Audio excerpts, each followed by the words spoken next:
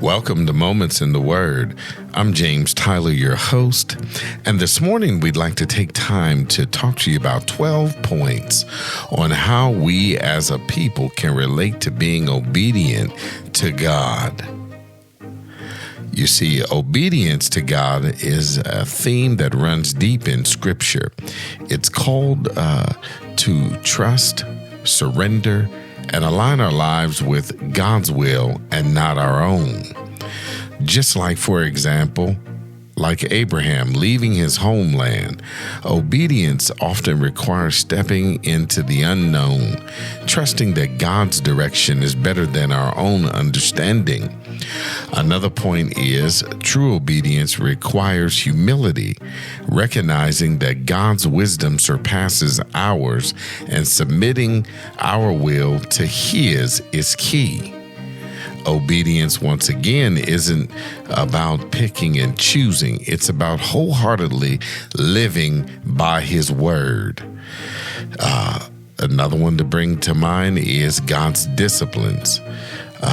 Those who He loves, and obedience means learning from His guidance rather than resisting it. As well as sometimes obedience means giving up personal ambitions to align with God's purpose, as Jesus did in the Garden of Gethsemane. Here also, walking in obedience means striving for a life of righteousness, avoiding compromise and worldly distractions.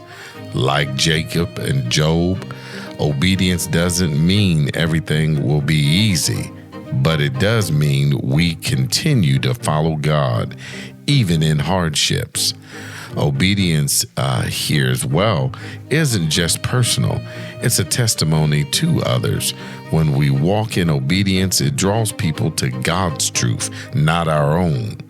Sometimes obedience requires making tough moral decisions that stand against cultural norms. Obedience includes loving others, giving to those in need, and living selflessly as Christ modeled before us as our ultimate person to follow after. Obedience also isn't a one-time act. It's a continual commitment to walk in faith every day. Ultimately, obedience means recognizing that God is in control and submitting to His perfect will, even when we don't fully understand it. I'm James Tyler, coming to you live from the Castle Studios, and welcome again to Moments in the Word. God bless.